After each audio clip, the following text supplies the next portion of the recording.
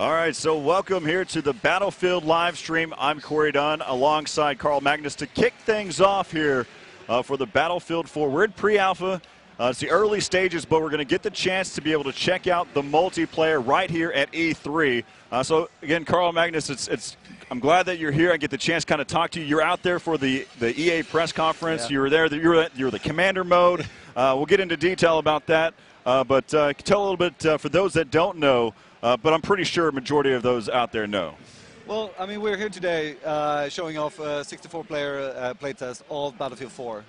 We're showing it live here on the floor, which is very important for us. It's live software, so people can come in and play it. We did get some feedback from the press conference that people thought that it wasn't live, but yes, it was live. Oh, no, it was. It was really live, and actually me on stage with the commander on tablet, that was also live. That's a gutsy move. You're taking a chance there. I mean, especially in these early stages. When the fact is, whenever you brought out the tablet, I saw that. This is the first time. We'll go down this avenue already. And we're talking about the commander mode that we're going to see. We saw it in BF2. It's a little bit different in Battlefield 4. Let's kind of dive into it a little bit more. Tell me about, we're seeing here with the multiplayer, it's 32 versus 32. Does the commander take up one of those spots or no? No, that was one of the things that we wanted to change. So you actually have a 64-player match ongoing, but the two commanders are two additional slots outside of that. So one of the big differences in commander mode compared to BF2 is that the commander does not have a physical presence on the battlefield. So a physical presence, you mean that there's no capability of actually destroying them on the map? No, you cannot find him and knife in the back. It was one of the things that were very frustrating for the commanders in BF2. You have to run somewhere and hide in the grass or somebody, and then usually the Spec Ops guy come and find them and just knife them. So now what we want to do with commander mode is to enhance the team play that we have, of course. So we want to get that eye in the sky kind of guy that can help turn the tide of the battle with both the information, the information warfare, what's going on, and then relay that to the squads that you have on the battlefield. But also taking direct action with vehicle drops or dropping in the offensive capabilities of missiles, etc. And one of the big changes this time around as well is that those different assets that the commander has available are tied to different points on the map. Not all of them, but several of them. So, for instance, if you capture point B here on this map, Siege of Shanghai, that's when the commander actually get the Tomahawk. The Tomahawk coming in, for instance. I'm looking, and it's one of the things that I'm definitely going to look forward to seeing, the fact that you can take over. I think it's B, C, and D, and they all give you different variations of offensive attacks that the commander has. So what we saw there during the press conference was the usage of a tablet. Is it just as easy whenever you hop onto a PC? Is it it's pretty much identical, other than the fact that you have a touch interface opposed to a keyboard and mouse? Yeah, it's pretty similar. You have some, on the PC you will have a bit more information. You can get live feeds for your squad, etc. You won't get that on the tablet as it is now, at least, because of bandwidth, etc. But it will be very, very similar. So I expect that a lot of people can just sit on the bus and actually take part of this as well. Play with an actual ongoing server, etc. But I also see that we probably get players playing even more tactical, where perhaps they get together, they're sitting together, and they actually have the commander behind them playing as well, to get even more of the information flowing. So you're bringing up a pretty interesting point whenever you talk about someone having a tablet, walking behind their team. Say we have a 5 versus 5 gaming going on, kind of a squad battle. They sit there and pull out the tablet and walking back and forth as a coach role. If you don't know, I come from a esports or a competitive gaming scene, and that's one of the things that you brought that to my attention. My ears perked up, and I was ready to listen to some more. So some of the other things that the commander has to offer that we'll talk about throughout this week here at E3 is the fact that it has offensive attacks, also has your UAV scans, your ability to get intel, and then also to be able to get any drops that are happening there. So that's pretty much all the different things that you see from the commander mode. We'll definitely dive into deep with all the different elements. But something that's really great that I also noticed during the press conference was the Levolution and all the different things. I mean, so a lot of people at home already right now think that Levolution is that big skyscraper coming down. You're going to get the chance to see it again. Don't worry, it's going to happen time and time again. Probably going to be the first thing that happens.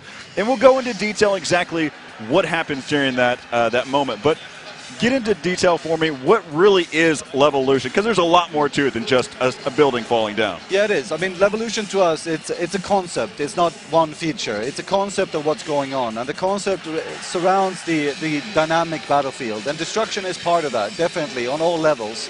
You know, the micro destruction ranging up to the big destruction, and even up to the skyscraper, yes.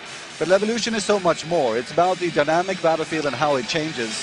Anything from that you now can use elevators to that you can raise bollards out of the ground when you press a button to how you can just change what's going on. So there's a lot of things happening in the concept of Levolution, and we believe that some of these things are easier to communicate when you see it, like a skyscraper coming down. You'll see it. Some of it you probably have to play to get the feel for what's actually happening on the battlefield, but it's definitely something that surrounds everything in the multiplayer nowadays.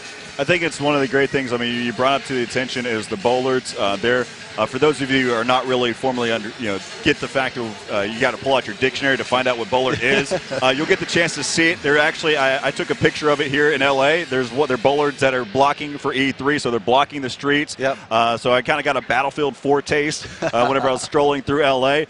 But you'll see it. You'll get the chance to see in game. There's a red and a green side. The green side, it actually retracts back into the ground and allows any type of vehicles to be able to pass back through. The red side, no tanks can go through that. So we'll see that in the multiplayer throughout this week.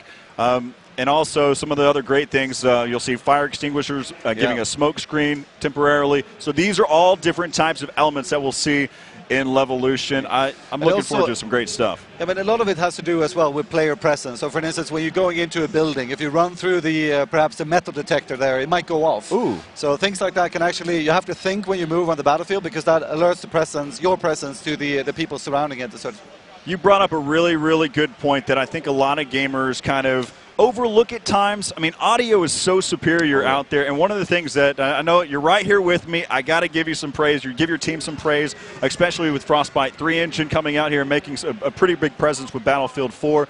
But the audio, the high fidelity of the audio is unreal in Battlefield 3. How does it come out in Battlefield 4? Is it even better? Well, I mean, we have that as an ongoing focus, and the audio team we have back home is probably the best in the world. At least I would say that. It came from me, I'll say it. And they are really spending a lot of time with attention to details for everything. Just, from how does it feel when you fire the gun, to the environments, to these kind of things, like how does you communicate through sound, indirectly, I would say, just by hearing what's going on the battlefield. And this is really, really important. So people should expect that the sound will take another leap forward now with Battlefield 4, of course. Those are just the great elements to look at. I mean, you're looking at all, how it looks visually, how does the audio sound. I mean, you're getting directional information coming from the game. So one of the last things that I kind of want to dive into, we saw the little video clips there on youtube.com/Battlefield. We saw the helicopter blade spinning for those 4 seconds. We had the chance to see the tank rolling, but then we saw some sea battles. The thing from Battlefield 3, I'm going to be honest with you, I think the community kind of agrees with me a little bit. Whenever I'm strolling around in a boat, I feel completely vulnerable out there in the open. I mean, it doesn't matter if there's a tank shooting at me. Even a sniper in the distance can pick me off. I've got no way to defend myself. How does that change in Battlefield 4? Well, the amphibious assault that we now have in the game as well, you will see different vehicles. I mean, we have like the jet ski, for instance, which is very fast, but you have to move very quickly because you have no offensive capabilities. But then you have other, like the patrol boats, for instance. These are more, you have some offensive capabilities with the cannon they have mounted on it. I even believe that you have some TOWs, guided missiles on them, etc. So you can do some damage there, definitely. So it depends on how you use them and what kind of vehicles you choose, of course. I think one of the great things, I've already had the chance to play a little bit. You can be a little bit jealous out there, but you're going to get the chance to see some great gameplay throughout the whole week with multiplayer. 32 versus 32. We're going all out. We're going to have 2 commanders, one for both teams. So, again, like what you mentioned, the fact that these amphibious vehicles, they have the ability to eject out with a jet ski. One of the other cool things, too, is watching what you can do as just an infantryman in the sea as well. You can dive down deep into the water. You can sprint in the water, or however you want to say that. You can swim faster. We call it sprint swim. It's sprint swim. So there we go. All right, the technical term right there. So I think that covers for a great bit of it. I mean, is there any other input that you want to bring out there? No, well, you just touch upon the infantry experience. We have done quite a bit there. You mentioned the swimming, the sprint swim as well, but we have some other things as well. Like we've changed the suppress system. You know, we got a lot of feedback on suppress. Detail now. Yeah, details. But for instance, so suppress is now something that is more focused on the support class with the LMGs, etc. Okay. Which I think is what a lot of people out there really wanted to see. It's not so present in the actual close quarter combat. It's more on the range combat. Things like you also have, if you're behind cover and you go scoped, you will actually have an automatic lean over feature. So if you're sitting in cover and you go in scope, then your character will go like whoop and look up. That's greatness. So yeah, and these things will, you know, hopefully people will like them. Otherwise, we have to do something about it, of course. But there's a lot of things changing there as well. All right, so I've got one last thing to bring up. I mean, you were talking about the infantry. This is probably one of the coolest features that I think that was added into Battlefield 4. I know what you're going to say. You go ahead and take it away. I don't want. This is your prestige moment to talk about it. It's got to be the counter melee, right? The counter melee? Yeah. Oh, that's one of them.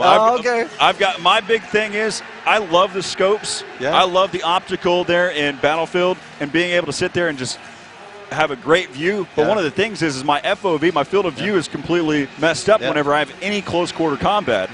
And so going canted, that's something else. Yeah, that's going to be good. I think that's going to add a lot of combinations that people can use their guns. You know, you can add the what do you call it, the zoom just on the top of your ordinary sight, and then have the canted as well. So there's a lot of opportunity for people to just customize their through the gun experience, that we like to call it. So go into detail about some of the countermeasures that you can go whenever there's any type of melee combat. Well, I mean, we have thought about the whole melee, and just grabbing people's dog tags is something that was very, very popular in BF3. But we also thought that we need to do something so you actually can counter it as well, if you are, you know, really aware of what's going on the battlefield. So if you are really fast now and you see the opponent coming at you, you can actually counter the melee attack coming at you. All right, so I'm going to have to get in detail with this. You can let me know if I'm going too far or anything. But so if there's a frontal attack that happens, then you can defend against it. But what happens if someone's right behind you and they're coming in for your dog tags? Well, currently the design is that you can't counter that. So that's the current design that we have now. But I mean, we're not done with the game. We're still in playtesting, etc. So we have to wait and see how this plays out and how people like to play with it. So I know a lot of people already realize that if you're a part of the Battlefield community, you know that that this team is listening to everything that you have to say. I mean, make sure you check out the Facebook page. They're listening, I promise. Everyone out there is just here at Battlefield. They're doing a great job of hearing every bit of your input, every bit of your feedback. And I mean, the fact that you're talking about suppression, I didn't even have to bring up suppression. Karl Magnus brought that up for us. I mean, that right there just shows that you are listening to the community out there. Yeah, we try our best. I mean, the community now is so big, which we are extremely grateful for, and they are very dedicated as well. So some people say that we're not listening, but yes, we are listening, but we can't answer everything. So if people just keep talking, and please talk as creative and constructive as you can, because there can be a lot of noise out there as well, but we are listening as much as we can. It actually goes through what DICE is. You know, we are a game developer, but we are extremely passionate about playing games ourselves. I mean, that's where Battlefield came from a long time ago by the founders of DICE. That they wanted to build a game that they wanted to play themselves. And it still is. I mean, I still play a lot of the games, and everyone that works in the studio plays a lot of the Battlefield games, even after the game has been released. And it's something we're very passionate about. All right, so I'm going to keep you around here a little bit longer because I just thought of one huge element that I don't know why I forgot it, but the spectating mode. Let's kind of talk a little bit. We'll scratch the surface. I know it's all in pre-alpha version. I mean, we're still going through the process. But some of the elements that I've already seen, when we see the tabletop, the first-person view, the third-person view, and even the ability to go for free cam. What are some other things that we're going to be able to look forward to? I mean, of course, I mean, the crowd out there guessed it. The community guessed it. I mean, once you started to mention that there was going to be some online multiplayer shown, they immediately was realized, well, they have to be showing some type of spectator mode. Can you get into detail a little bit about it? Well, it's still early days for the spectator mode, but I mean, actually, this show, E3, is probably one of the first real big tests of it. So we're going to look for a lot of feedback, how people like to use it, don't like to use it, etc. Currently, we have our first implementation of it, but this is one of the first features that we, loud and clear heard from the community, especially the competitive community, that we need in the game if they're going to be able to use it and just broadcast what's going on in the game. So I think people should take a look at what we have now and give us feedback as much as possible. We're, of course, going to collect what we feel after this event as well, but hopefully people will like it. I appreciate it, Karl. I mean, it's been a pleasure talking with you. I mean, we heard the fact that you're talking about having the tablet walking behind your 5 players whenever they're in-game, communicating with them. We also heard about the spectator mode. I mean, you can tell that Battlefield is really trying to help and lean towards moving forward in the competitive scene. It is important for us, and I know some people in the community say they don't trust that we are going to deliver some kind of a competitive support, etc. But we are dedicated to this. We want to give the players the support to play this game competitively. I mean, that's for one of the reasons why we now have 5-man squads instead of 4. That is because we want to be able to allow the 5-man teams that are out there to play together as a squad. That's another change that we made specifically to help support competitive play. I appreciate it, Karl. It's been a pleasure speaking with you. Yep. And we'll look forward to seeing you throughout the event, just talking with you, kind of picking your brain on all the different things that are happening within the Battlefield scene. It's a pleasure having you on here. Of course, for those of you that are watching, make sure you share it out there, hashtag BF3 or hashtag BF4. Wow, there's a lot of great things out there. So make sure you share it out there, talk to everyone.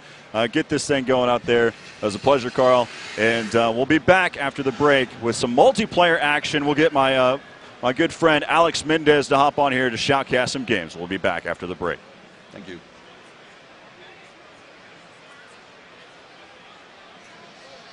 Sweet. Thank you.